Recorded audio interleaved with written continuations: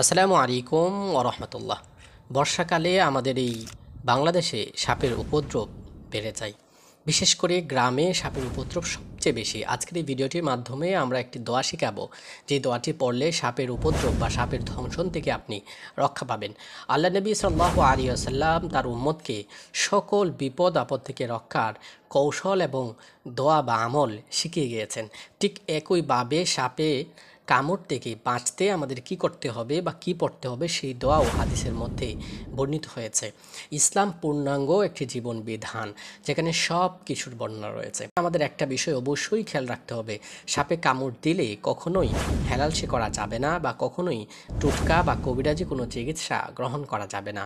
সাথে সাথে চিকিৎসকের কাছে যেতে হবে। আর স্বাভাবিকভাবে যেন সাপের কামড় থেকে আপনি রক্ষা পান, সেই জন্য অবশ্যই এই দোয়াটি পড়বেন বা এই আমলটি করবেন।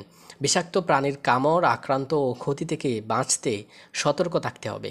আল্লাহ রাসূল সাল্লাল্লাহু আলাইহি ওয়াসাল্লাম অন্যান্য গুরুত্বপূর্ণ সব কিছুর মতোই বিষাক্ত কীট পতঙ্গ, সাপ, বিচ্ছু কিংবা হিংস্র প্রাণীর আক্রমণ থেকে বাঁচতে দোয়া শিখিয়েছেন।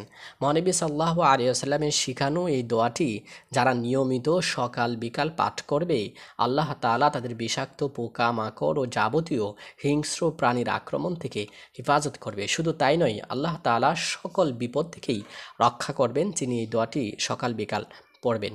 হযরত আবু হুরায়রা রাদিয়াল্লাহু তাআলা আনহু থেকে বর্ণিত হয়েছে, আল্লাহ রাসূল সাল্লাল্লাহু আলাইহি ওয়াসাল্লাম বলেছেন, যে ব্যক্তি সকাল সন্ধ্যা এই দোয়া ৩ বার পড়বে, আল্লাহ তাআলা তাকে সমস্ত প্রাণী, বিশেষ করে সাপ, বিচ্ছু প্রভৃতি বিষাক্ত ও কষ্টদায়ক প্রাণীর অনিষ্টতা থেকে রক্ষা করবে। হাদিসটি পবিত্র তিরমিজি শরীফে বর্ণিত হয়েছে।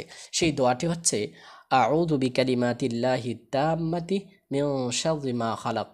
দোয়াটির বাংলা এখানে আমরা লিখে দিচ্ছি এবং সেই উচ্চারণটি দেখে আপনারা আশা করছি দোয়াটি শিখে নেবেন। আমি দোয়াটি আবারও বলছি, আউযু বিকালিমাতিল্লাহি তাম্মাতি মিন শাররি মা খালাক। আল্লাহ তাআলা আমাদেরকে আমল করবার তৌফিক দান করুক। আল্লাহুম্মা আমিন। আসসালামু আলাইকুম ওয়া রাহমাতুল্লাহ।